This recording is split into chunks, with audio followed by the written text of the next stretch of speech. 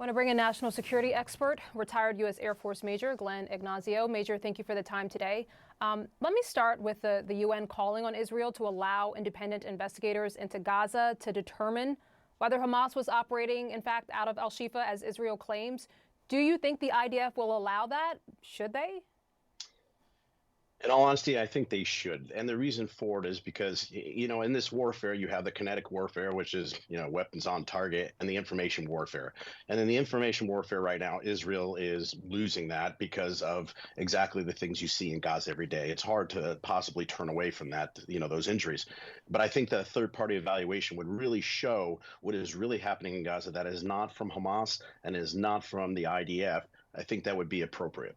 Let me ask, we heard in our correspondent Nada Bashir's report there that the IDF believes their military operation at Al-Shifa will take time. They first entered that complex, that compound on Wednesday. So, Major, let me ask, what more do you think they're looking for, and how might what they find impact their larger military campaign? Yeah, the compound is pretty large. So I know they're going from, top down and also, of course, underneath where the suspected command and control center is. What I believe is that they're going to put on a big presentation to show how massive this is. It's a bigger, if you think about it from a press standpoint, it's bigger to show this huge complex than go piece by piece by piece. So I believe that they're doing that entire evaluation and are going to present it that way. Again, that is if they find those particular command and control centers that have been highlighted both by the U.S. intelligence and the IDF. Have you seen, we've seen these photos that the IDF has released of what they say are the weapons, the rifles and that sort of thing. Have you seen anything based on the photos that have been released of evidence of a command center, which is different?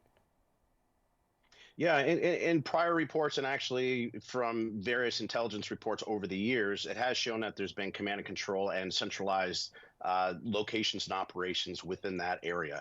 So I assume that they are going to find things, but again, the facts will show itself.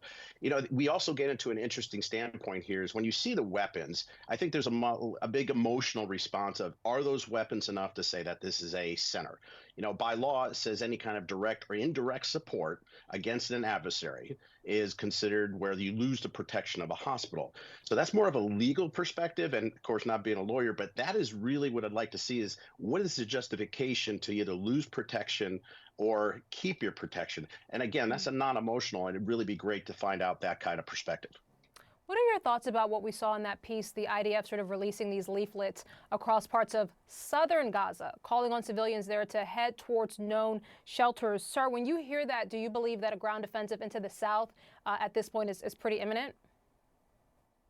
Yeah, I mean, it definitely advertises what's going on. And by law, they should do that to actually try to eliminate collateral damage and have individuals move out of that combat zone. What it appears to be is sort of how they encircled Gaza City is what they're doing across the Gaza Strip itself. So they'll occupy the north, they're going to infiltrate in the south and sort of contain Hamas in the middle to root out. The whole idea is to destroy the Hamas infrastructure. And that seems to be the tactic versus moving from the north to south. It's literally going to encircle them and then prosecute internally to sanitize the Hamas threat. Let me ask, if their operations are in the north, their operations are moving into the south, and as you say, they want to sort of contain Hamas in the middle, for the civilians who we're hearing from and reporting who ask, where do we go? I mean, what's your sense and what's your reaction?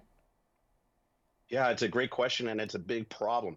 As the IDF surrounds, say, Al-Shifa Hospital, one of the best things they could do is to get the hospital back up and running, providing electricity, power, water, everything to take care of the injured and the ill. Definitely the case.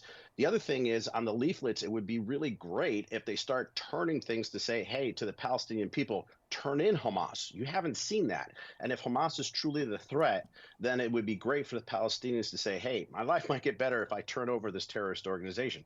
I haven't seen that information warfare that or those types of leaflets from Israel.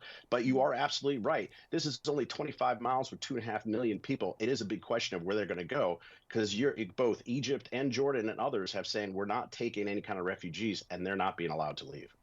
Yeah, I think the words that Jordan used was it's a red line, in fact. So just still so many questions. Major Glenn Ignazio, thank you so much for the perspective.